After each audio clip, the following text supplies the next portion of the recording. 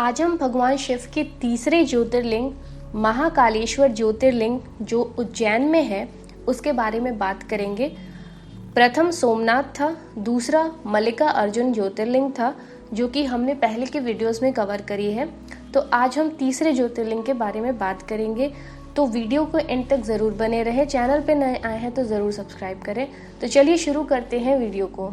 कैसे हुई थी महाकालेश्वर ज्योतिर्लिंग की उत्पत्ति, इसके पीछे की पौराणिक कथा क्या है, ये सब कुछ विस्तार से हम इस वीडियो में डिस्कस करेंगे। भगवान शिव काल से परे हैं, वे आदि हैं और वे अनंत भी हैं। वे महाकाल हैं। जिन लोगों को अकाल मृत्यु का भय रहता है उनको महाकालेश्वर ज्योतिर्लिंग का दर्शन करना चाहिए। महाकाल की कृपा से अकाल मृत्यु भी टल जाती है।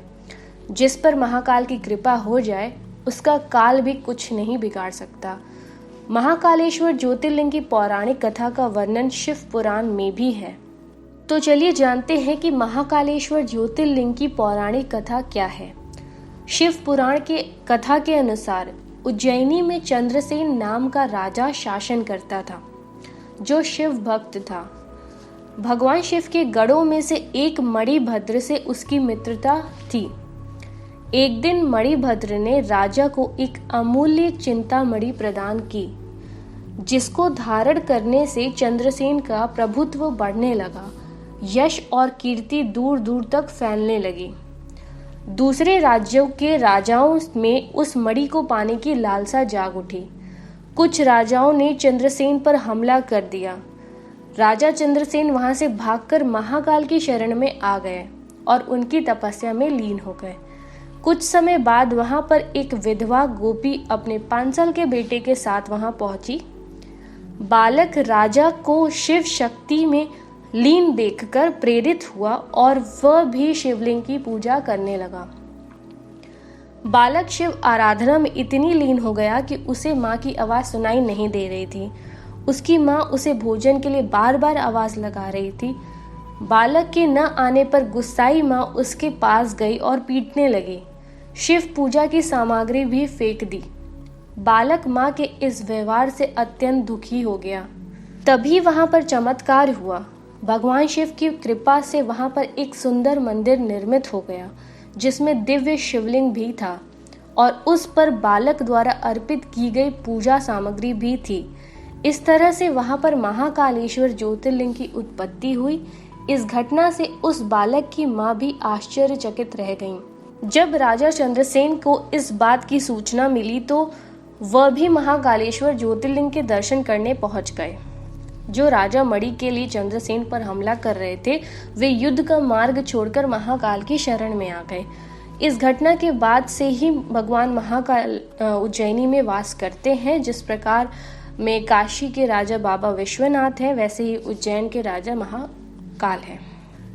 एक अन्य कथा के अनुसार अवंती नाम से एक रमणीय नगरी था जो भगवान शिव को बहुत प्रिय था। इसी नगर में एक ज्ञानी ब्राह्मण रहते थे जो बहुत ही बुद्धिमान और कर्मकांडी ब्राह्मण थे। साथ ही ब्राह्मण शिव के बहुत बड़े भक्त भी थे। वह हर रोज पार्थिव शिवलिंग बनाकर उसकी आराधना किया करते थे।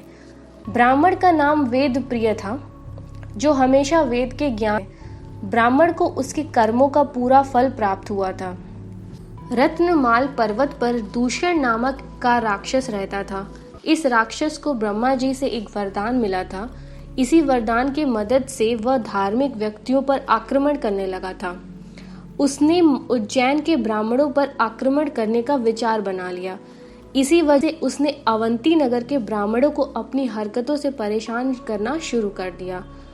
उसने ब्राह्मणों को कर्म कांड करने से मना करने लगा। धर्म कर्म का कार्य रोकने के लिए कहा, लेकिन ब्राह्मणों ने उसकी इस बात को नहीं ध्यान दिया। हालांकि राक्षसों द्वारा उन्हें आए दिन परेशान किए जाने लगा। इससे उबकर ब्राह्मणों ने शिव शंकर से अपने रक्षा के लिए प्रार्थना करना शुरू कर दिया। ब्राह्मणों के विनय पर भगवान शिव ने राक्षस के अत्याचार को रोकने से पहले उन्हें चेतावनी भी दी। एक दिन राक्षसों ने हमला कर दिया। भगवान शिव धरती फाड़कर महाकाल के रूप में प्रकट हुए नाराज शिव ने अपनी एक हुंकार से ही दूषण राक्षस को भस्म कर दिया। भक्तों की वही रुकने की मांग से अभिभूत होकर भगवान वहां विराजमान हो गए।